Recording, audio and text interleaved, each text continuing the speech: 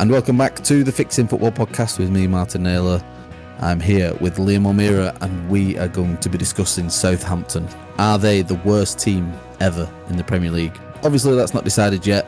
Still got a few weeks to go, and for their sake, they will get out of that dreaded title that Derby County seem to have wore with pride, if anything, for the last couple of years.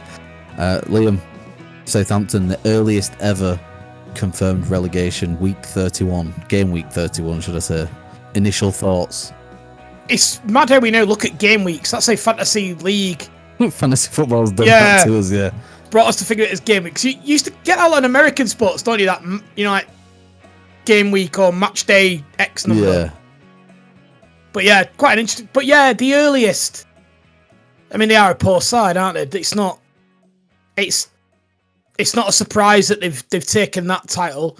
I mean, we'll get stuck into whether they're the worst ever in shortly, but they're in a very small group of being very much in the realms of being the worst ever. Well, we did sort of briefly touch on this earlier in the season when it was a threat of this, but they're not the worst on the eye, not like that Derby County team. No, they're not. They do play good football, which was very much a staple of that team that went up with Russell Martin in the Championship. I'm sure we'll talk about Russell Martin much later in the podcast, but they are a good football inside. But the problem is at some point you've got to win games. And for all the talk earlier on of it being the breakdown of this idea of losing possession in your own third being the problem, they lack in a lot of other ways as well. They do struggle to defend all different types of goals. Let's get into that then. So before we delve into maybe some deeper reasons, just on the old eye test of watching Southampton, and I have done a few times this season when they've been on. What strikes you as the worst part of their game on the field? Good question. I think it's a breakdown in both boxes. So I think that they struggle defensively in terms of they can concede at any point. So it's not just about... There was a lot of attention on them losing possession when they were trying to play the ball out from the back. That was the highlight reel. And yeah, they absolutely were doing that. And it did cost them points at those. But I think I read that they've lost 25 points from winning positions for this season. Yeah. What are they on now? 10 points? So they give... Do you know what I mean? That's 35 points if you hold on to it. Then that stays up in the Premier League. So they've got absolutely no resilience whatsoever. That would be the biggest concern. And they don't score enough goals, which... you put them two together, that's not... Yeah, and it sounds simple, but that really is it. Because in terms of their actual play, and from whenever I watch them, they do have some very talented midfield players that could take the ball in the half turn, get past the man and open the space up, but they just don't have any conversion of that into results. But I don't know, what do you think? Yeah, it's being able to stick at it. Whenever I've watched them, I've actually been quietly impressed, and it is through that midfield how they can almost control the game. I think it was the Liverpool game where they were on top for almost... I can't remember when Liverpool scored. I don't remember the game super clearly, but I remember watching them thinking Liverpool might do this. This is when Arsenal were in a bit more of a title race than what it's led to now. But I think Southampton can nick something here, and they were on top, and then the inevitable happens were... Oh, is it 3-2 that game? Was it Salah towards the end or something? Yeah, Salah dropped up, but they were really good, and they were dominating a really good Liverpool team for a long time in the match. So it has baffled me on just watching them how poor they've been, and the fact that they've only got 2 league wins. On paper they have, some good players, and we can get stuck into that in a minute. But just on paper, they look like they would have enough in terms of quality to have mounted more of a challenge of staying up this season. Maybe. So I'm going to start the next section of where did it go wrong. And I think one of the big points here, I mean, it's never been going right. Let's have that right. It's never really been on that Southampton were mounting some sort of charge up the table. They've been down there since day one. But the biggest point in their season is probably sacking Russell Martin. Now, you can't come up from what I need to say. You can't come up from the Championship and lose as many games as he did and not be at risk of the sack. It was almost inevitable. But with hindsight now, is that the right decision, do you think? Well, I mean, when we're recording this today, Ivan Juric has walked away from the job. I believe he had a relegation clause in there, which I must admit I laughed when I heard that, because I don't know what they thought might happen here. I don't know why they made that appointment on the basis that there's a scenario where they stay up. For me, you should have been planning for the Championship at that appointment, and that was the noise that they were making at the time. But that's a separate issue. Yeah. Because I just don't understand how that's happened. But anyway, sacking Russell Martin the wrong decision, probably. But I think I slightly disagree with what you mentioned earlier about the team on paper being good enough. I think the Premier League's far moved on now. And when you look at these teams that theoretically they're competing to stay up with, you know, your Wolves and Palaces, and they are by far superior outfits. And that's the bridging that gap is tough. And that's something we talked about in a previous podcast. So I'm not going to delve too deeply into that. But I do think that if there was a version of this where they stayed up this year, I think it came with Russell Martin making slight changes to the way he plays. And I'm not saying rip the pub, and it was talked about so much at the time, this idea of he should be playing at the back, he should be going full Pulis, and no, you want to stick to the principles that kept you up, but he should have mitigated risk better than he did. Yeah, that's fair. And I think that they would have had a much better chance of staying up had he done that. I don't think that there's a version they stay up, really, but I don't think they'd have been the worst team in history. And I think after that, and I'll be finished in a minute, I think after that, there was no real coming back. And I think once confidence goes in football, it's very hard to come back. So yeah, it wasn't always that they'd be this bad, but they were after that start. That's true. But they did have money to spend in the summer, which in my head, I feel like Russell Martin wasn't backed. But when I've actually gone and done a bit of research on it, the signings that they made were significant. They brought in 10 players over the summer on permanent deals, including... I was going to say, we were talking before the podcast, and who did I reel off? Howard Bellis, Ramsdale. Howard Bellis was the big one from City, who, you know, previously had been England under-21s captain, obviously very successfully under Lee Carsley, making his England debut earlier in the season and scoring. He did score, didn't he? Yeah. Yeah, he's become one of them one appearance, one goal players. He's going to be on the David Duke Nugent club. Francis Jeffers, yeah. Aaron Ramsdale again, which, you know, you questioned at the time. Not that it was a bad signing for Southampton. It was more of a bad signing for Aaron Ramsdale. I was going to talk about that, actually. It's funny you bring that up, because we talked about that quite at length when we talked about our predictions podcast, and me circling that one as the worst transfer, not because he's a bad goalkeeper. On the contrary, I think he's a very, very good goalkeeper. That's his fourth relegation in his quite young career now, so that's no reflection of him, I don't think. No, that's true. I agree. I just think there's a better place you could have spent 20 million than on your goalkeeper. That was my view. I felt they could have got someone in on better deal than that and use that money elsewhere in the squad. Well, as I go through the transfers, Flynn Downs from West Ham was nearly £18 million. Cameron Archer from Villa, who is a talented striker who I haven't seen much of. I haven't seen him do anything. Ben Brereton Diaz has, you know, been hit with the horrible stick. I don't think he's ever won a Premier League game. Is he still playing in the Premier League, Brereton Diaz? Has he not? I think he's dropped down to Sheffield United, hasn't he? He's since gone out. Gone out on loan, yeah. But it was a permanent signing. Like Ryan Fraser came in, Adam Lallana. So then they brought in experience as well, like Premier League experience. Charlie Taylor, who played in the league.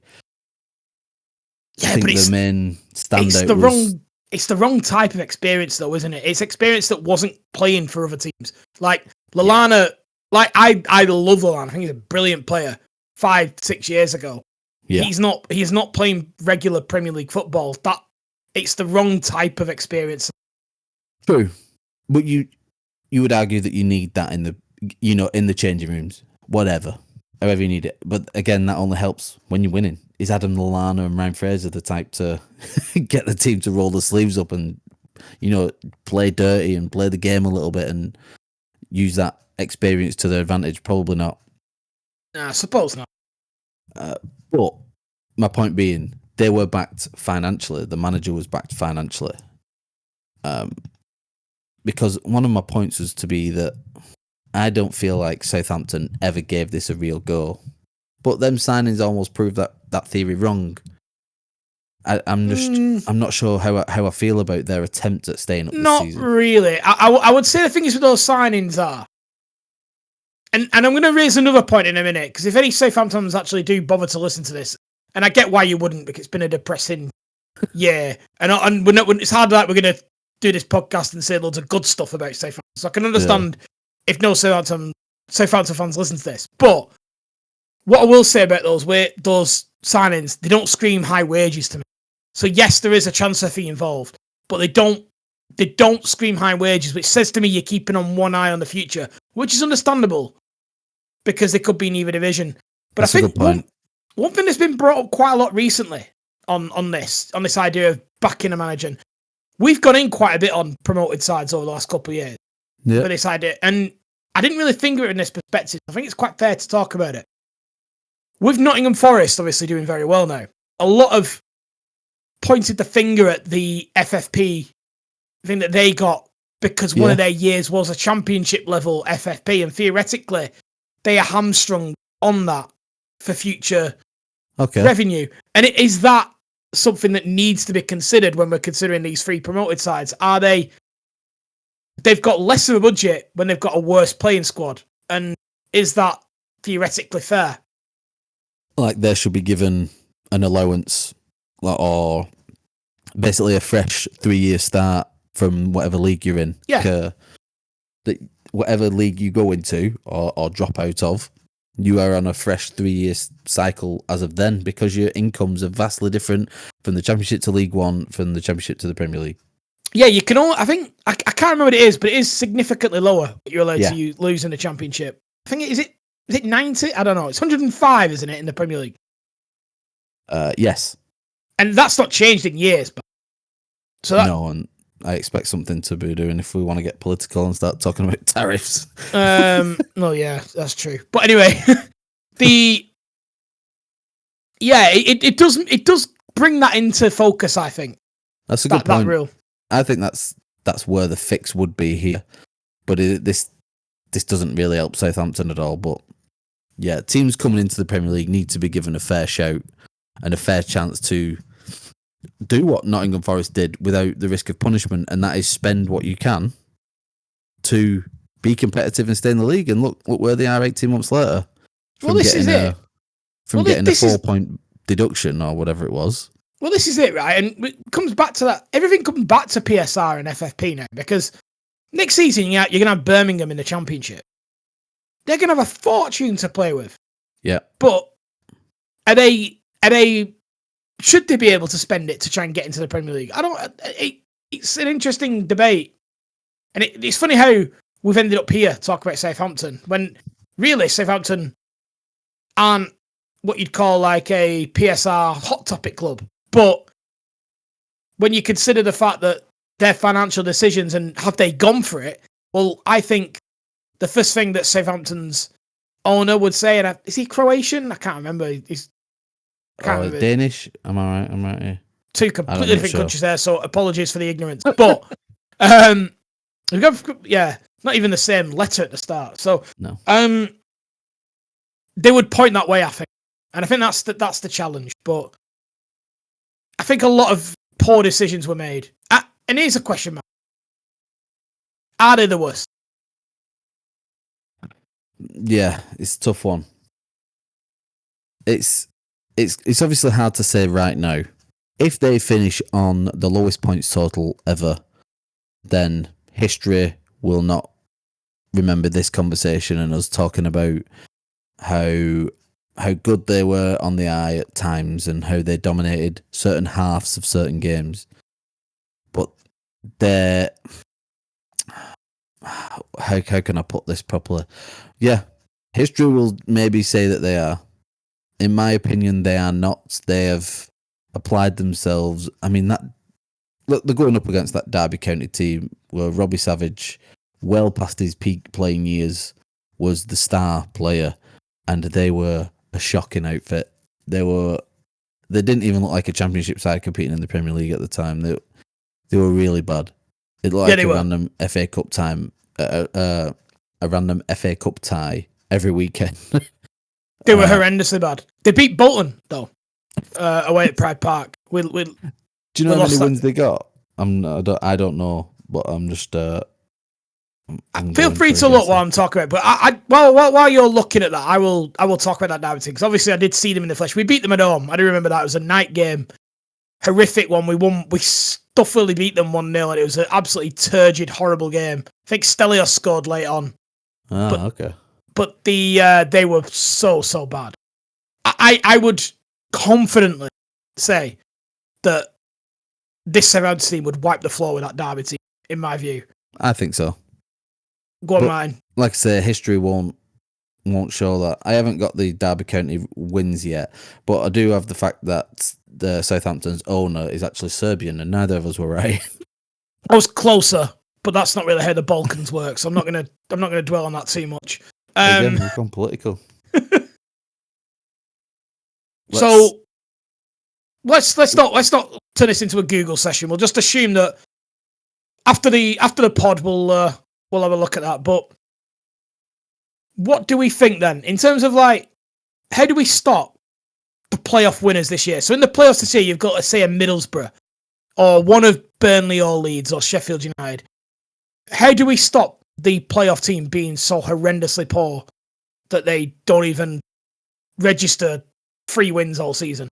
It's a valid point, and I think they are so hamstrung, like you said, by PSR that there's no way that Middlesbrough's owner is going to want to come in there, want to play out from the back, let the manager put himself in the shop window like we sort of accused Russell Martin of doing earlier this season, in the same way that Vincent Kompany had done the season before, and play this nice style of football at the expense of their Premier League status. So, by letting him do that, then they need to invest massively. Like you said, bridging that gap from newly promoted side to Wolves. Who, by the way, Wolves aren't a bad side at all. So, for Wolves, for you to give Wolves and Everton and Crystal Palace and other lowly dwellers of the Premier League like Tottenham and Manchester United, to be able to give them a game, you need to you need to be able to invest and invest well. And I think it's hard. It's hard with the time as well. It's not a long time you've got to prepare. I think this is something not everyone talks about.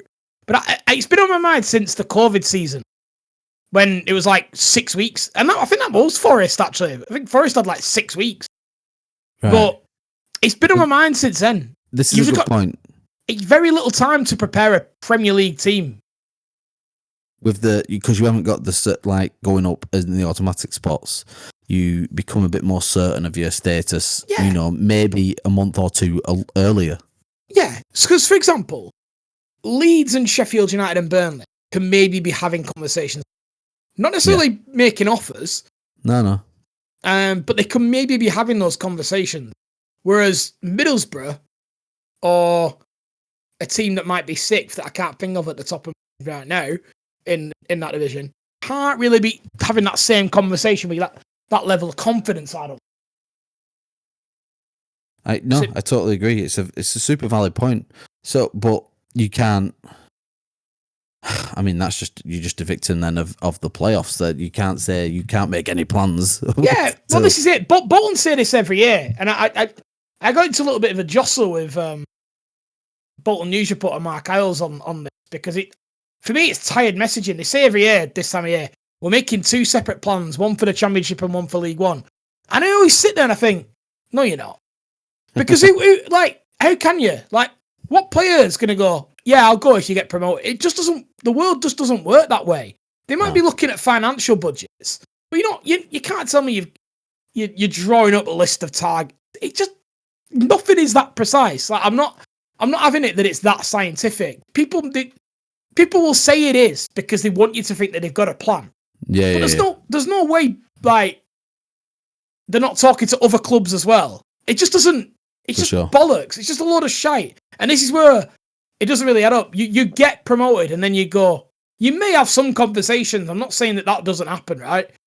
But they have no idea who they're going to sign until it comes. No.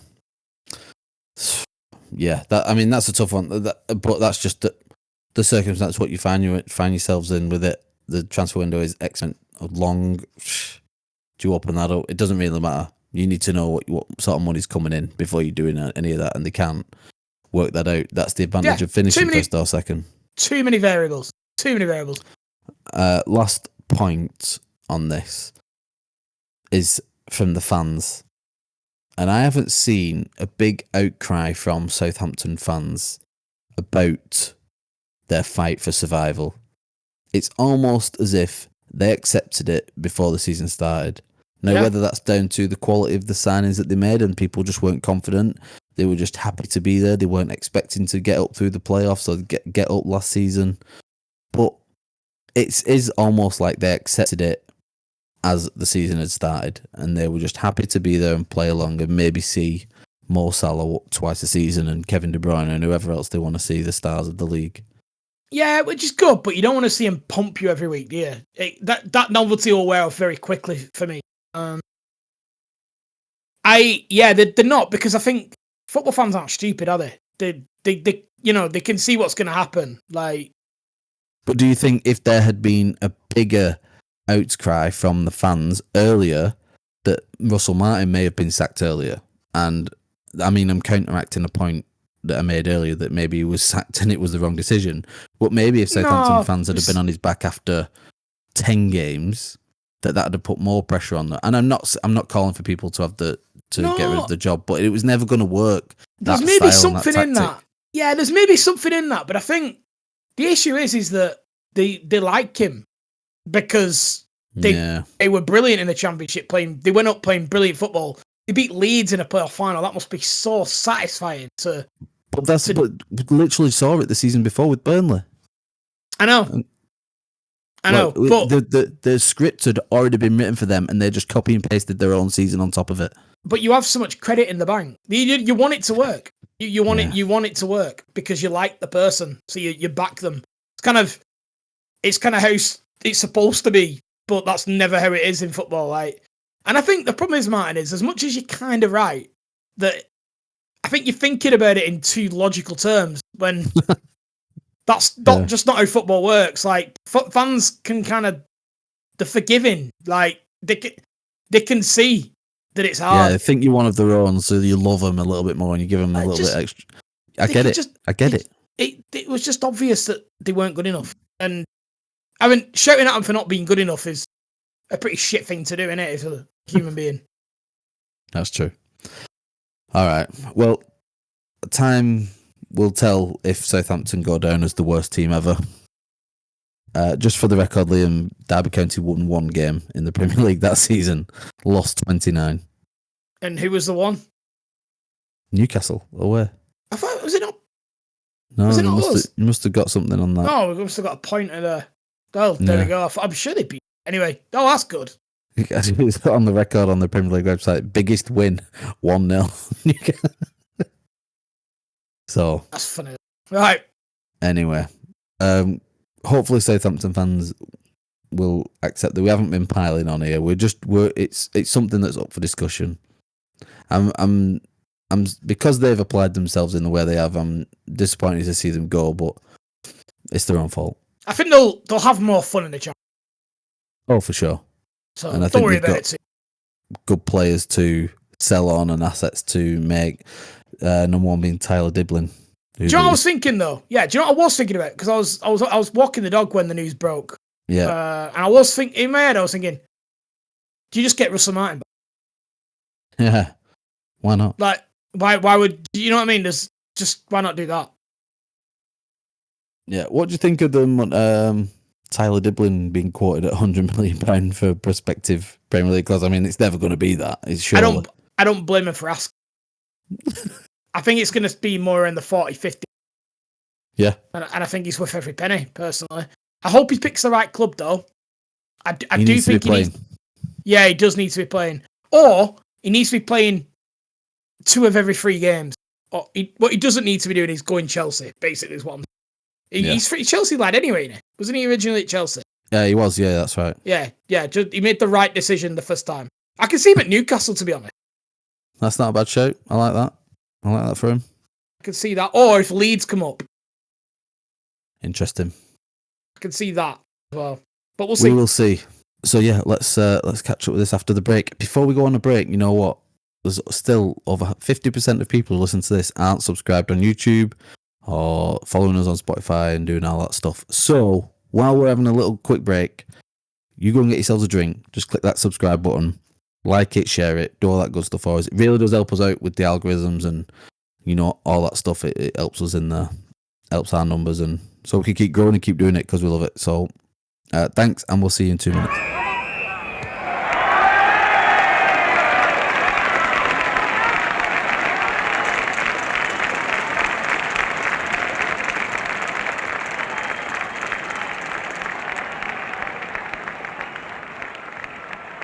And we are back with some technical difficulties along the way. Liam, first of all, how are you? I never said this before. How are you? Yeah, good. Nice. We had a nice day out yesterday, didn't we, man? It was a lovely day out. Jude's christening. Good to see everybody in the sun. Can't beat a bit of sun.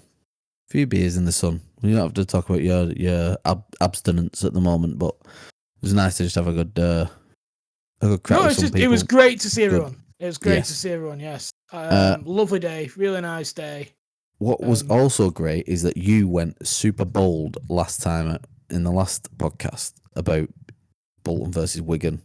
And lo and behold, after 10 years, you finally bring home the 3 points. Yes! What a day.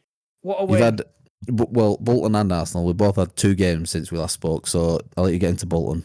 Yeah, well, obviously, we're better to start than the win. It did seem a bold prediction, but it wasn't that bold in the sense that I've obviously watched that game so many times, and I knew that Wigan were a lot poorer side now than they have been. And the earlier game in the season where they beat us at our place, they didn't deserve that win. Now, I know that's not how football works, and I'm not suggesting otherwise. And yeah, they won, fair enough. But the luck was going to run out. It wasn't a case of them outplaying us anymore or them being better than us. It was just purely a result on the day. So we were going to beat them, if not this time, next time. We are a superior side to them, and it was a great day. And what a way to do it! What a way to do 94th minute was it? Yeah, exactly. And it's had a lot of attention, that sort of Bolton away end that was there, and how the way it was celebrated, and I was very much in the middle of that. How long did they keep you behind for? Half an hour. Oh right, was that standard? Or is it standard? Yeah, Wigan? it's pretty standard at Wigan. Yeah, it's pretty standard at Wigan. No, it's not standard in away games. It's standard in a Category A fixture, which that is. Yeah, it's pretty standard. And then next match, another 1-0 win. Yeah, Bristol Rovers. It's quite a tough game. I think there was a big hangover. Yeah. Not an actual hangover, which I definitely had on Wednesday. I didn't get out of bed till 1 o'clock. And I was awake from 5, as we know, Matt, and you know my routine, but I could not move. I was poorly, which obviously, as you mentioned earlier, I've not been drinking to the same prolificness that I used to do. So I was definitely feeling it on Wednesday. But in the actual game, there was a hangover. I think from both the team and the fans, that was a bit flat, which is understandable. Like, it's almost... I know people laugh when I say this, but it's almost like that European hangover, because they've had such a big night in the middle of the week to then come and play what is a routine home fixture against a Bristol Rovers side that are struggling. it becomes tough. And they were pretty good, Bristol Rovers, actually. They were unlucky not to get some out of the game, but a moment of quality from Bolton, getting the ball out wide to Gethin Jones, crossing the ball in for Aaron Collins to head it. And then a great save from Nathan Baxter to keep it at 1-0. If you've not seen the clip of that save, I implore you to see it. It's a ridiculously good save. It'll be on our X feed. It will. So yeah, brilliant. And then tonight when this goes out, we were at home in another game against Barnsley. No, Rotherham. Rotherham. The promotion push, the playoffs push is well and truly on. I was looking at the table the other day and there's a 2 point separating 5th and 7th. And that's sort of the running now is for that last promotion place or the last 2 promotion places. So there's a slight chance Charlton could get drawn into it, but they are the informed side, so probably not. But they could still get drawn into it if they do have a downturn in form. But it is probably between us and Reading and the other side. No, top of my head, I hate it.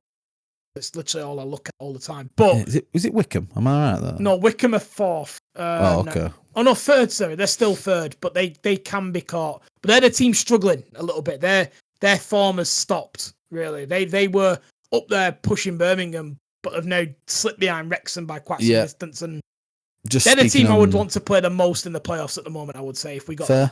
That's a good shout. Wrexham opened up a 10-point gap in second.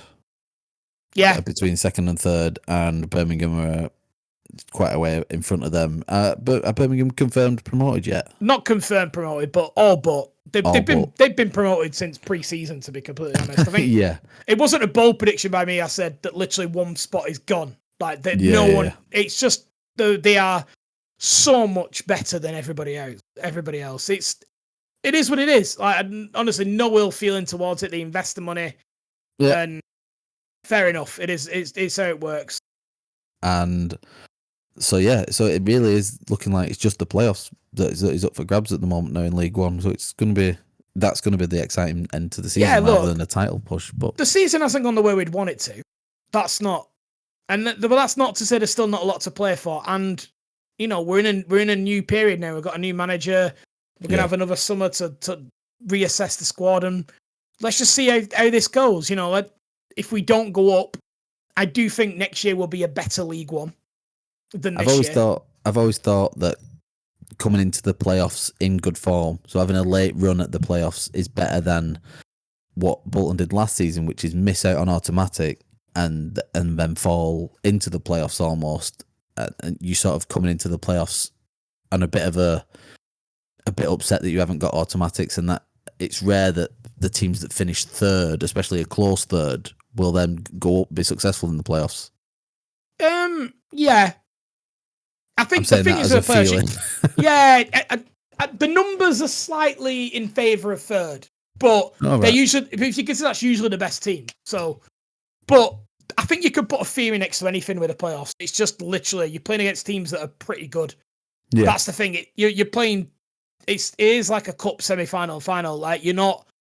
There's very few easy games at that level. I think the only time really in the last few years where I've looked at a playoff game and thought, well, obviously they're going to win, was when I think Leeds last year played Norwich, and it was like 30 odd points between the sides. It was like it was just there was no way Norwich were getting past Leeds in the final. But we'll see, Martin. But it's been a challenging week for Arsenal, really, as well, hasn't it? Yeah, another 2 games we had. Fulham at home in the midweek one. We played really well that game, and I was sort of disappointed to concede the goal at the end. Fulham had 2 good chances, and both fell to Muniz. One he should have scored, and then we conceded. The stinger being is that we lost Gabriel, which absolutely is, of all the things, within a week we'd gone from getting Saka back and everyone being super happy to losing Gabriel. Calafiori had been ruled out after being with Italy. Ben White still wasn't right. And Timber was unavailable. He didn't... Oh, sorry. Timber picked up a knock in that match. He's turned out to be all right since. But, coming out of that Fulham game with 4 potential centre-backs / full-backs all injured, and the thought of Real Madrid on the horizon and going there with Jakub Kiwior, who people aren't super convinced with, was a bit daunting. So, what will the back four be for Real Madrid as it stands now? Then Ben White played well against Everton when he come on. So will he be centre on the right? Sorry, started.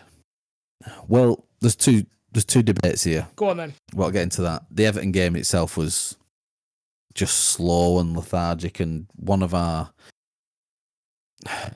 struggles all season. Really, it was just a real pain. Tough place to go now. Yeah, in the running. I think that after Everton had that game with Liverpool again in midweek, it was hopefully that they would, be a bit leggy as well. But that weren't the case, and they set up shop early. They'll take points off most teams now. It's transformed there. Yeah. They're going to be one to watch, I think. We got a good goal, even though it was a slow first half with Marino, and then at the beginning of the second half, giveaway a penalty, but it was so soft, and I'm not the only one saying it. It's been doing the rounds. I don't want to be harping on about referees again. It was just really soft, and even Harrison, who was brought down, or I'll put speech marks next to that, but brought down, he got straight back up. Yeah, I thought it was soft. I thought it was a soft one. Even the Everton players were a little bit confused. Obviously, they're happy about it, but I don't know. They're not the sort of penalties you get away from home. It's very much a home team penalty. Yeah, I agree with you. I think it was a soft one. So we were unlucky, but realistically, we should have had enough to go at them. Still, we got a few good shots off, but nothing killer. We don't have that killer. So as soon as they got the goal, I was never looking like we was going to go and get the win. That being said, I do want to make a point about the referee. He didn't have a great game, but I'm not going to go on about it. I don't know if you watched the game. It was the early kickoff on Saturday. I saw bits. At the end of the game, so Everton, the ball could have broke to Arsenal around the halfway line, and Leandro Trossard goes to control it, but pulls out of what could have been a potential high foot. He doesn't make contact with the ball or the plays. It's a obvious pulling out of a challenge maneuver. Right. The referee blows for full time, right, with about 20 seconds left on the clock. Then at the players' protestations and pointing him to the clock in the stadium, he then restarts the game with a free kick to Everton for them to then pump it in the box. It was one of the maddest things. Like, no one on the pitch and the fans could tell what was going on at all. Like, he picked up the ball to walk off. The Everton players surrounded him, pointed at the clock. He then restarts the game with a free kick for Pickford to lump it in the box and then get a chance in the 94th minute. So what's he get the free kick for? Does he get the free as a high foot against Trossard, but there was no. Right, okay. So Trossard's put his foot in the air. He's half put his foot in the air. I'm saying so the ball's been booted out. He's on about the halfway line. He goes to control it, but pulls out. I think it's Tarkowski who's coming at him. He pulls out of it. And he's not close, by the way. He doesn't pull out of it as like he's wimping away from the challenge. He just isn't close. Then the referee blows for full time. It was just another thing to add to a list of stuff that you have never seen before. Happened to Arsenal, you will never see again. I'd have to look at that. I've not even seen that come up in my like weird social media type stuff, so I wasn't even aware to look at it, to be honest. But I will have a look at it. But it's weird. Anyway, it's just another thing to add to the list of things you will have seen happen against Arsenal and will not see again. But I'm not here to moan about referees. Right, come on. Title charge. Well, let's talk about this back four. Let's talk about this back four against Real Madrid. I was going to say, knowing that we had drawn, I almost knew that Liverpool would also drop points. Liverpool have run out of steam. Completely. Yeah, and I hope we beat them at Anfield and they still go on and win the league, because they should win the league at this point. But I do hope we start, because you're second. But I know what you mean. They will win the league. We won't be close. I just want them to sweat. You don't win. Back four versus Real Madrid. So as people are listening, if you listen to this on Tuesday, it is Real Madrid versus Arsenal tonight at the Emirates. This is my dream fixture. I love this. It's been 16 years since we last played them. at Highbury. The famous match versus where Henry scores was actually the first leg. In my head, it was the second leg, and we nabbed it there. But the first leg was at the Bernabeu, and the second leg was at the Emirates, at Highbury. Sorry, and that was a team with Ronaldo, Raul, Beckham, and Zidane, just the ultimate Real Madrid team, and a Thomas Gravesen in there as well.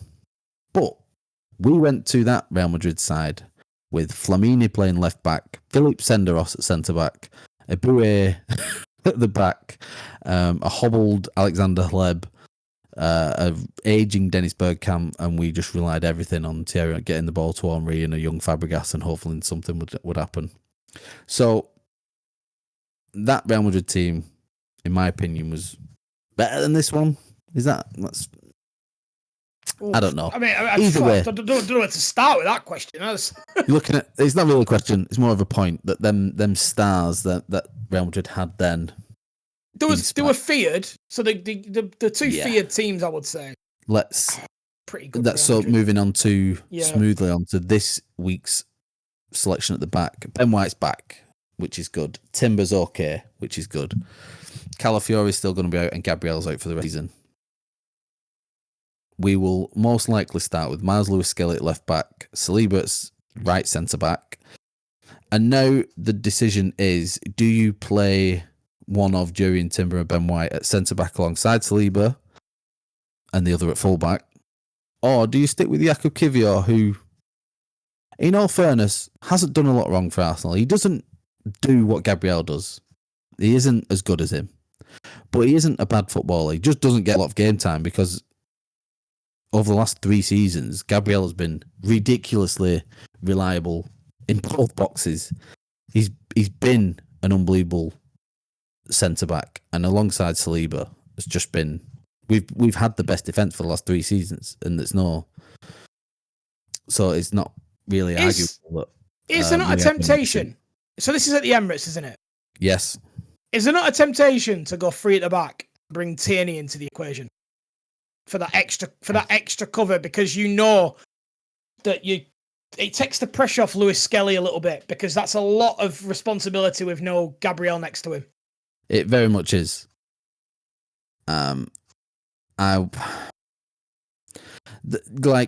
in a football manager world where you go 3 at the back, yeah, but do you go 3 at the back with wing backs for the first time? Since. When Arteta first came in, we played that system for a little bit while he got things under wraps, and we had the team to do that then, really. Yeah, you can't just change. Because you do have it now, because you could have Ben White on the other side, and then he becomes like an underlapping. I don't doubt that we have the players to do that, but we haven't played this system, and it would be, I think, lunacy to do that in the biggest match of the season so far for us. Okay, fair point. It's a fair point. Personally, head and heart here. Head says you need Timber and Ben White in that team. They are really reliable, really good footballers. And in whichever order you put them, as whichever one plays centre back. I have one more question before you finish, and it is important. I don't know the answer. What footed is Kiwior? He's left-footed. This is what I'm saying. Okay, go. So, my heart thinks that Jakub Kiwior hasn't played that badly. He's not. He's looks the scapegoat in a team of unbelievable defenders, but he isn't a bad footballer. He's really good. He's really quick. He's good in the air. He's strong. Has he got a mistake in him? Yes, but is that down to playing a lack of game time? I sort of think that sometimes. So I think Jakub Kiwior will start. It'll be one of Timber and Ben White on the fullback, and we will see. I'd like to see Ben White start, to be honest, with going up against Vinicius. If you want someone to get in someone's head, Vinicius is the one whose head you can get in, and Ben White is the one to do it. So I would maybe like that rather than things get thrown on Lewis-Skelly again, because that guy seems to get a stick at every inch of the game. We need to win. I would love us to go out there and get 2-0. If people listen to this on Wednesday and laughing, fuck you. But yeah, I'm going that we need to absolutely go for this. It's going to be all on Saka and Odegaard.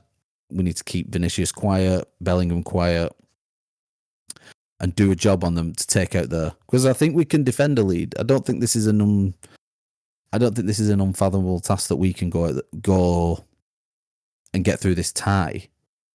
But we need to be taking a win to the Bernabeu. Probably, yeah. Probably. And I probably agree with your team. Probably just would be tempted to go with Timber over Ben White. I just feel like it's a game too early when you've got Kyrgios coming in as well. He's probably going to be a little bit cold. Yeah. I probably would go with Timber just because of that. I'm not angry if one starts and the other one doesn't. Yeah. There's not a lot in it. But that's probably what I'd do. But that's where we stand. We will see further this week. I'm really looking forward to the game, though. I can't wait. So, well, you have to let me know because I'll be watching Bolton versus Rotherham.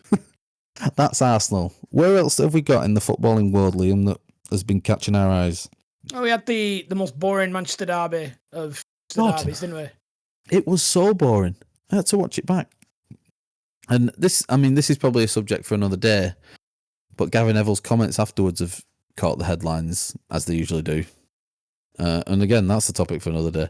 But the fact that there were, it seemed all very friendly and lovey-dovey on the pitch after the game, and there was not real any animosity on the pitch at all, and I don't know, just lacking something. And he mentioned about how robotic the players are these days and what they have to do. Do you think there's anything in that that resulted in the game? No, I think Gary Neville he always tries to bring him back to how they were under Fergie, and it's a different world now. It's quite a long time ago that now. It's a different world, and also there wasn't much riding on this game. There wasn't. There wasn't a lot of jeopardy in it. They've both got bigger games coming up. Well, maybe not City. The season's kind of drifting into nothing now, but there wasn't a lot riding on it. That's the issue. So he almost wants this sort of, well, it's a derby, so you should be up for it. But that's not really how football works. No. There's not much riding on the game. And that's just it. You still get a lot of games that have a lot of needle. There's no love lost when you play City or when Liverpool play City. Yeah. All that stay humble nonsense that we've been having. That's this season. We spoke about this competitive rivalries versus local derbies, which was the more combative and. Well, they both have the merits, but there has to be some jeopardy. That's the point. So competitive rivalries, they're pumped up by this jeopardy, this idea of you don't want to give ground to the people that you're competing with, but then you have the other end of the stick where we've just had the Bolton Wigan game. But the reason it meant so much as well is because it's kept Bolton in the playoff hunt. Absolutely.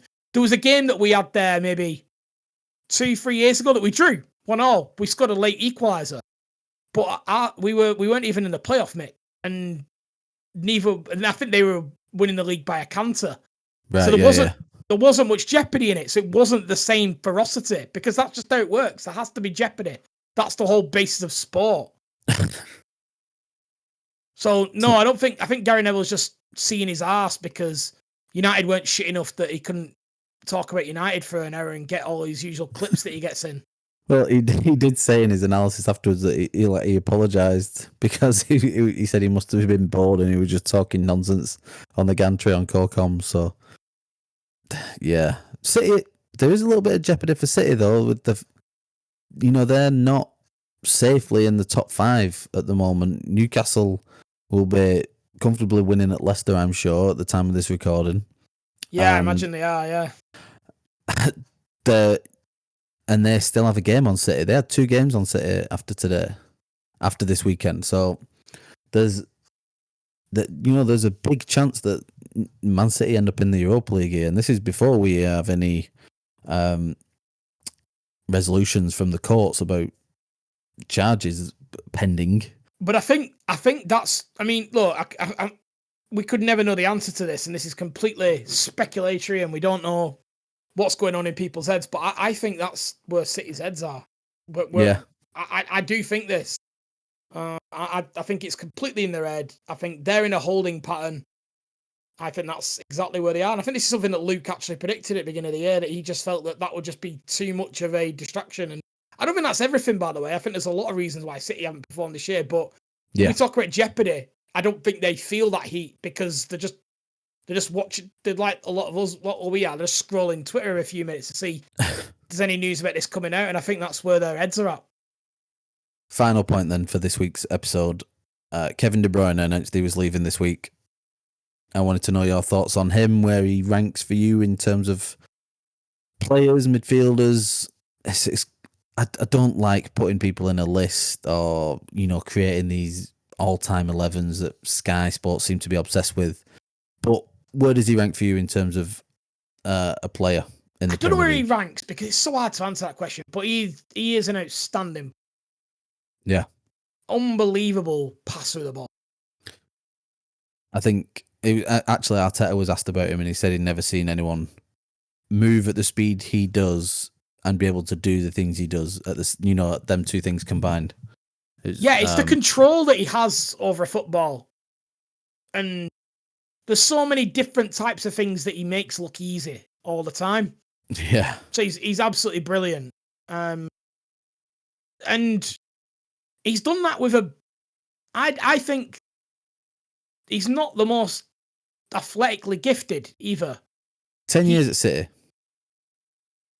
And he's missed a lot. He has missed quite a bit of football in that time with injuries. His body does fail him a little bit.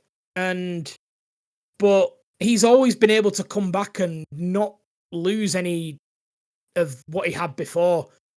And Father Time comes for us all in the end. And I'm not surprised he's calling it. I think he's done a year too many already, to be honest. Maybe. But look, I don't know where he ranks because it's an impossible question, but he is as good as anyone. Yeah, that's fair. I'm going to go out on a limb here. I think he's the best midfielder we've ever seen in the Premier League.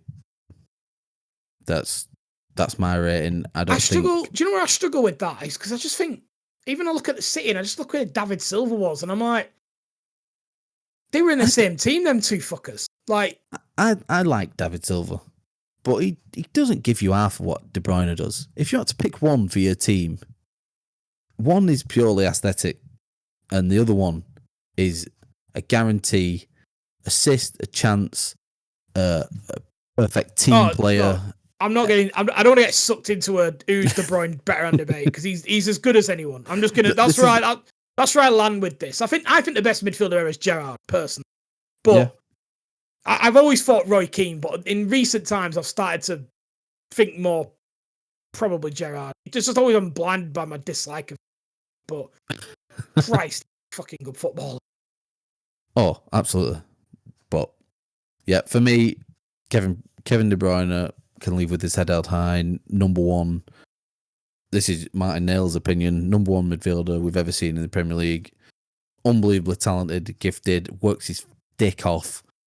Has played and has suffered defeats and come back through it and been super successful. 6 Premier Leagues. Yeah, for me, he's number one. And that wraps us up nicely, Liam. Wonderful. Let's go and get some food. Thank you everyone for listening. You can find all the information at fixingfootballpodcast.com. You'll find all links to our social medias there. We will be soon hitting episode 100, so please stay tuned for that. Get in touch if you want to be involved in the episode, chuck a few questions our way, whatever you want. If you got any ideas, be soon if you do that, by the way. Don't hang about with that. This week could be good. We will be in touch very soon. Thanks a lot, Liam. Farewell. Thank you, Martin. Cheers, everyone. Bye.